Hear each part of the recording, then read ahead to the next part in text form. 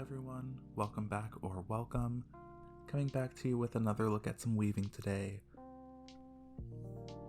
So I think I left off at the end of the last video just showing a bit of the warping up process. Because when I say I'm just sitting down to start weaving or I've just started a project, I'm really already an hour and a half, 2 or even 2.5 hours in, depending on how long the warping process takes.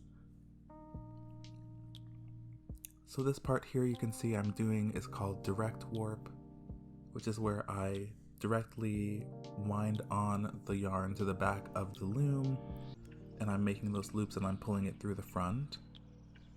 But before I can do any of that, now that it's on the back bar, I have to go through, and what I'm doing here, even though you can see my camera's moving, I'm actually going through and I'm combing, and as I'm combing, I'm pulling tight tension and winding onto the back bar. You can see that I'm using some craft paper there, which I'm just using as a buffer along with those cardboard sticks. That's going to help me keep good tension while I'm weaving. If I were to just wind the yarn onto the back, it would be pretty uneven because there would be hills and valleys for the yarn to sit in. And this is a sticky yarn, so it'll stick to itself. So using those implements just really help out in the long run. I got it all wound onto the back bar. Everything is nice and even and tight back there, and now I'm going through and I'm just combing that warp once again, and I'm gonna get ready to start tying knots and slaying the reed.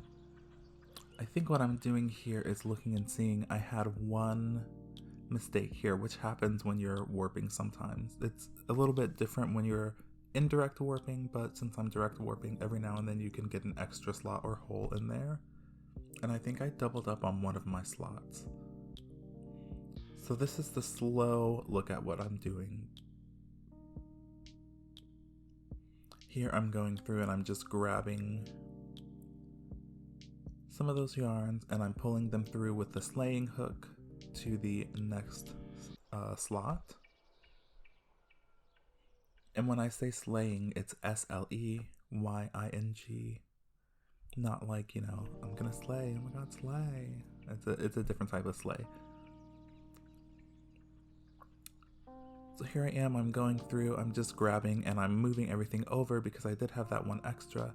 And now you can see I'm starting to slay the reed. So I'm doing this really fast because it actually takes a decent amount of time to do this. It probably takes me somewhere around 30 to 40 minutes to do this right now.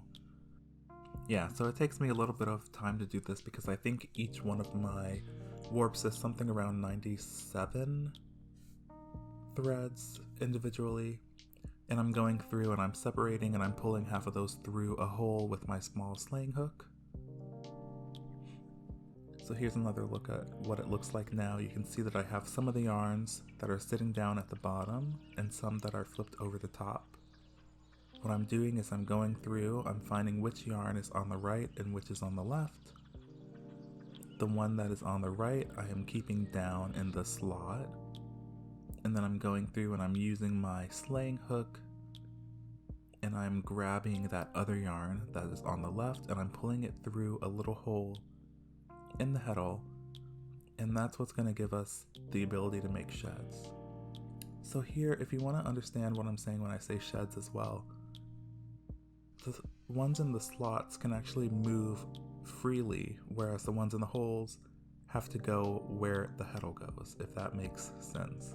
Like they're tied to that tiny spot in the heddle there, versus these others which can move freely up and down the entire height of the heddle. So you see, when they're under tension and I'm moving them, I can actually get the ones that are on the bottom to go up to the top, while the ones that are in the holes stay in the middle, and that's how you're able to get those two distinct sheds while you're weaving that you're actually sending your yarn through in order to make your fabric.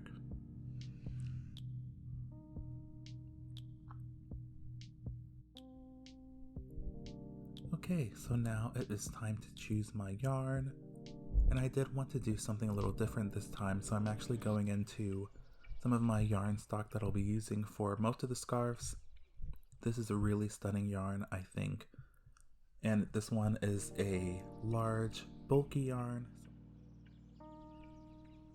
I'm basically going to be weaving an imbalanced cloth, and so I'm going to be using a bulky yarn, so it's actually about 3 sizes larger than my warp.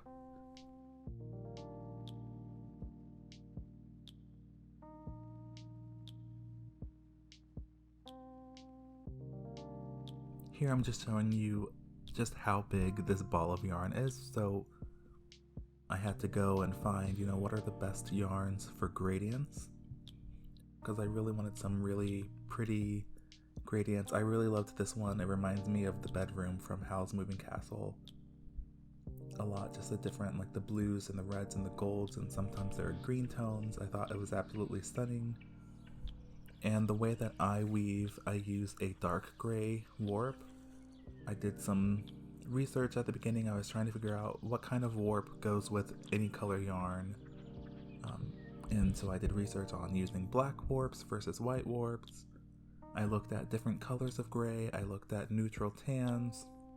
And after doing all of that research, I settled on an old, I think it was a magazine article from one of the weaving magazines that spoke about warp color management and specifically about dark gray.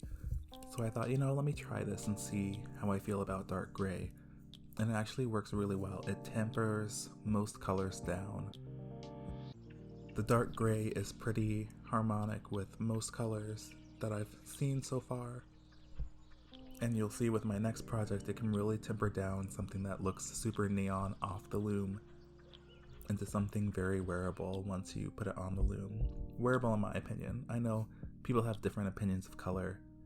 I usually keep my color in my beard and everything else pretty neutral, but I really do like the way that the dark gray works with these other items.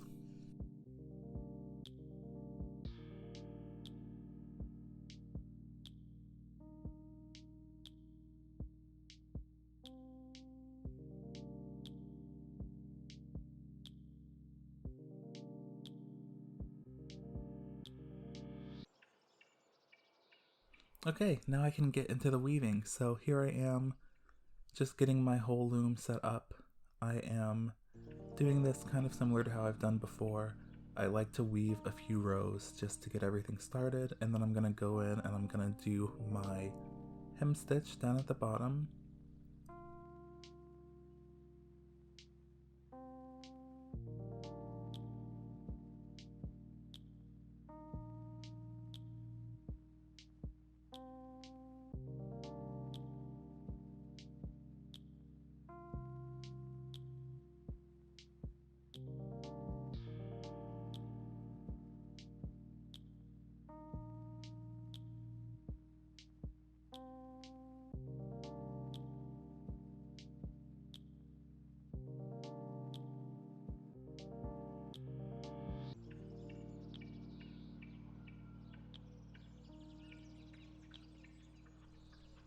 So here I go across. With this one I decided, because I'm using such fine warp threads, I'm going to hem stitch in groups of 4, so it went a lot faster than normal.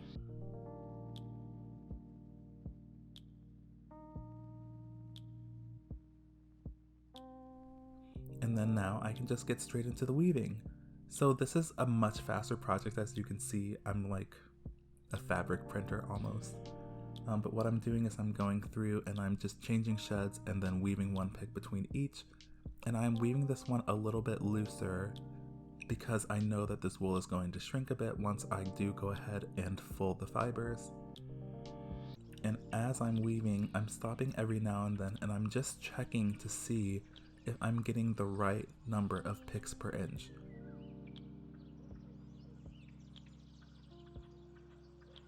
So what I was going for with this project was a 6.5 picks per inch. And that is, again, I'm weaving unbalanced cloth, so my warp threads, they are a light fingering weight, so they're super thin. And my weft threads are a bulky, but I'm weaving them on a 7.5 dent heddle, and so what I was looking for is I want there to be 6.5 picks in that 7.5 EPI, if that makes sense. Like there's 7.5 yarn ends in that 1 inch, but they're spaced widely enough then I'm going to get more color coming in from the weft than I am from the warp.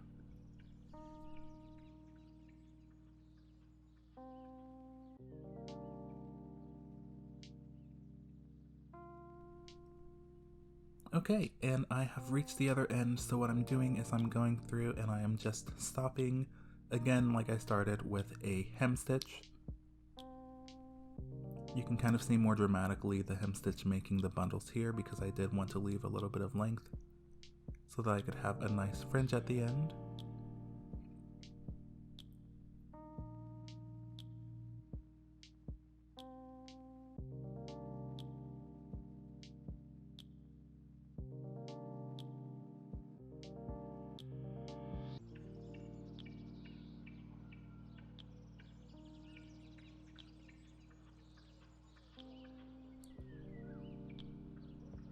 And now, my favorite part, going through and cutting off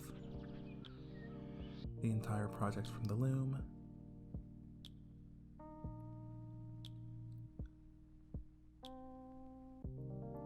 I like this part because it's nice to feel like you're done with a project. It's like, yes, I've done something. I've completed this.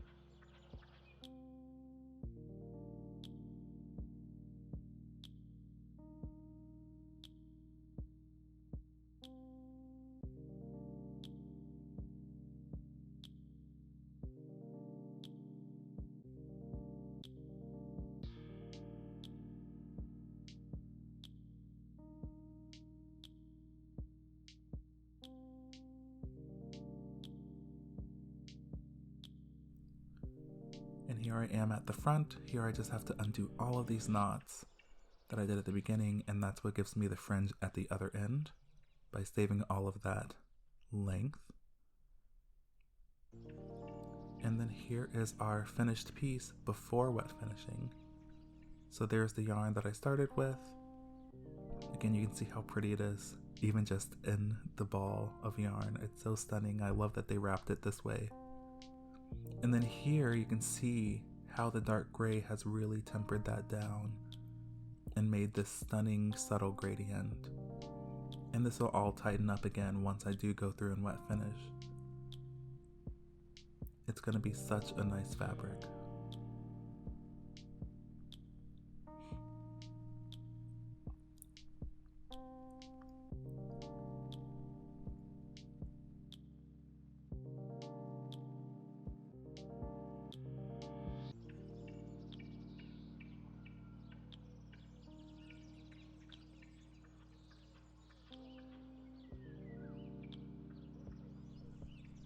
So here's my wet finishing process. I think I showed it last time, but I just wanted to show it again.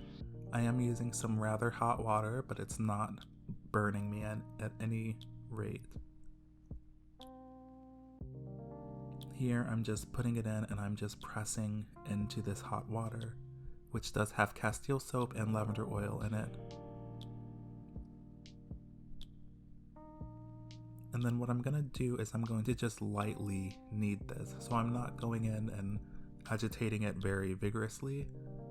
I'm going to press it in, make sure that everything has water and some of the castile soap in it. And then I'm going to lightly agitate. So I'm just kind of squeezing it between my hands. I'm pressing it against the bottom of the tub. But I'm not making tons of agitation. If anything, I'm actually removing bubbles instead of adding more bubbles from agitation. And there you can see almost immediately how much the warp threads have swollen up, and they are going to grab on to the weft.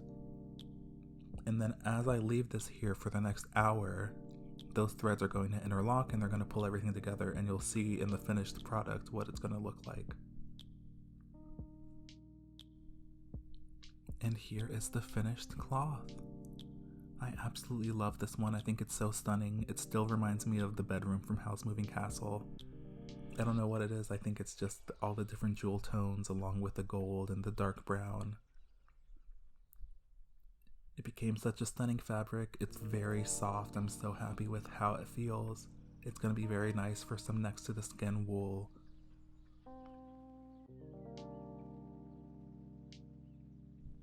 Alright, and I will see you all in the next video. Bye bye.